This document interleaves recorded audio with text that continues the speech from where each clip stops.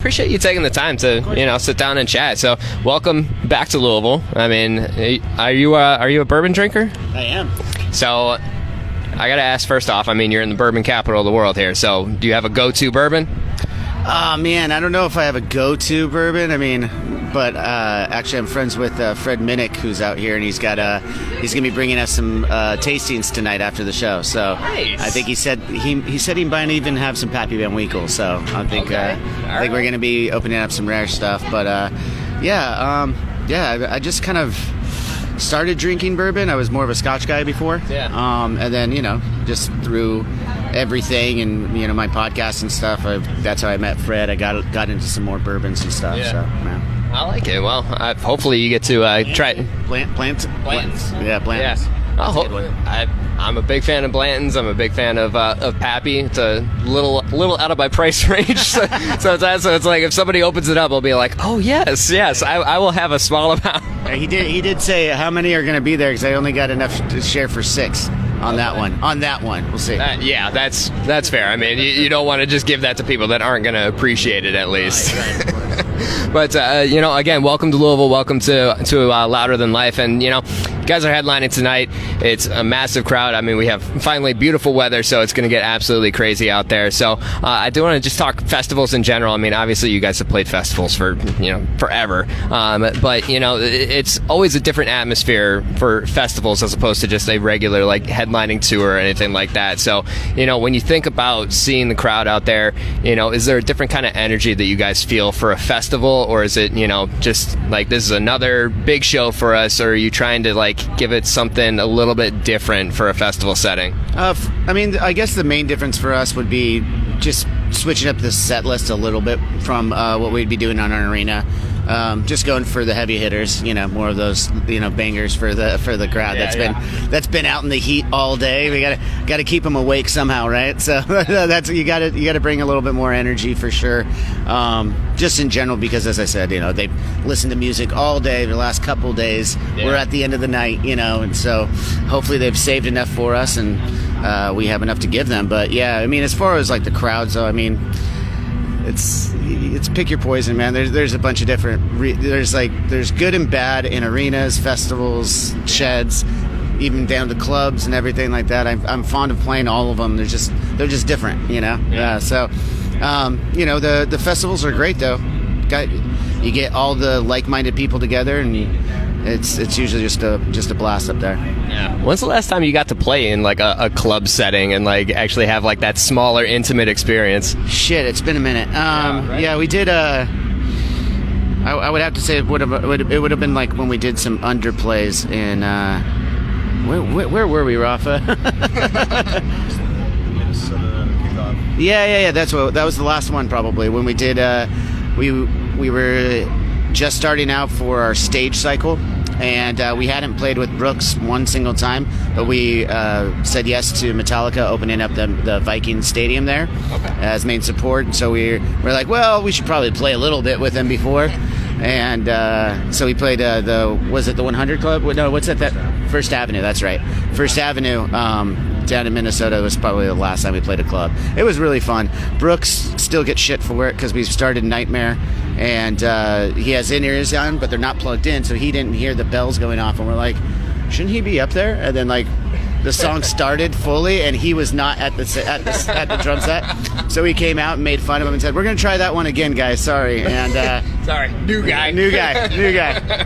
First day on the job, No, it was pretty funny though, and then we just had a blast. But those intimate crowds are cool too, because you just like you look out there and you're, it's fun to see the first few rows like you can, but you can't see much past that. Mm-hmm. In a club, you can see literally everybody in the room. Yeah. So that's that, and that makes it a lot of fun too. Yeah, I take it. I mean, it's it's just a different kind of energy. It's a good time. Well, maybe you'll do another like small club show again, in the near future. Absolutely. You never know. Like sometimes we like to just do like fun little underplay stuff like that. we've done that throughout our career. We'll sprinkle in those kind of things. It's just fun, keeps it different. Yeah. Well, I could send over some recommendations for some small spots here in Louisville when when you guys want to come back and do that. But let's talk about the new album a little bit. It's been out for a few months now, and it's a slightly different vibe for you guys. And I mean, getting into that kind of avant-garde metal, kind of positioning that a lot of people are throwing at it. So what was kind of the mindset going into things? Just mixing things up in the studio and saying like, hey, like this is the direction that we're going to take this this next album. And with all of the there's a lot of stuff that's just randomly going on back here, but just with that direction of the album, like what was that experience like in the studio and saying like, hey, like this is where we're going?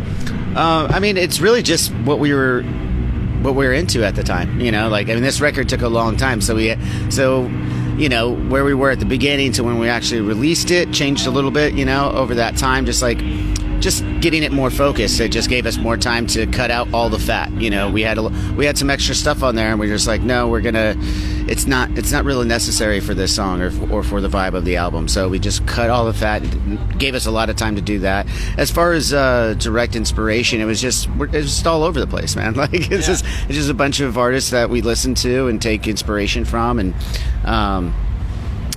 composers and all sorts of different crazy stuff.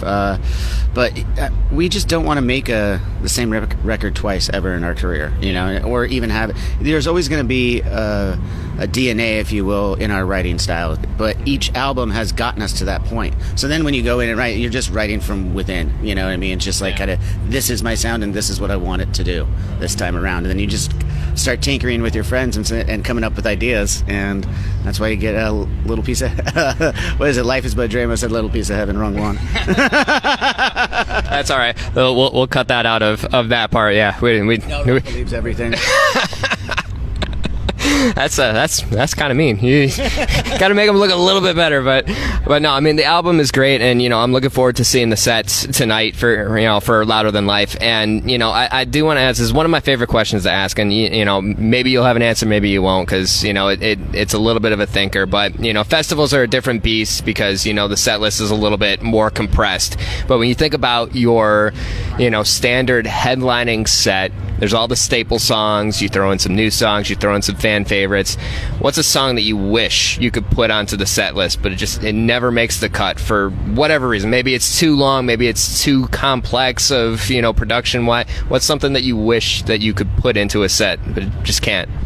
Man, I don't even know. I feel like we play pretty much everything I want to play. I mean, I'm just thinking over the years, I got to go through all the songs and stuff, and there's something I'm missing. Such a deep catalog. Yeah, man, something that we just don't play enough. I mean, it could just be like a favorite song, like from a personal standpoint, and it's like, man, I really wish we could have that. You know what would be a fun song to play that I don't think we've ever played in our career was Sidewinder. I don't think we've ever played that one live, and I don't really know why. I mean, I think in the next band meeting, might bring it up. I'm gonna bring it up for sure. Man, it's when you're putting together a set list in all seriousness, so it is tough because you're not doing it for you necessarily. I mean, you are like on our tour right now. We're playing 7-8 songs from the new record. Yeah. So we're going very heavy on this new record. We're very proud of it. This is where we're at in our lives right now. So we're going really heavy on it. But then after that, you're just trying to make sure it's going to be a great time for the ticket buyer. You know what I mean? Like they get their money's worth, because we know it's hard. It's hard to, especially these days, to get that money together to go see a concert. So you want to make sure that they're getting bang for their buck as well. And then you have to decide, not everybody wants the same thing. So you have to find a way to appease everybody, or try to, there's a lot of thought that goes into our set list for sure. And I think that's why it's hard for me to answer that question, because it's like, yeah, I'd like to play Sidewinder, but would the crowd really care to see it? And right now someone's listening going, yeah, they should do it, and then the other person going, no, they shouldn't. That's cool. I mean, maybe one day you'll be able to throw it in and just be like, all right, did it. Like, all right, just did it the one time. There you go. Well, I'm looking forward to seeing what's going to be on the set list tonight for Louder Than Life. Johnny, I appreciate you taking the time, man. It's going to be great to see the set tonight. Thank you. Thank you, man. Appreciate it.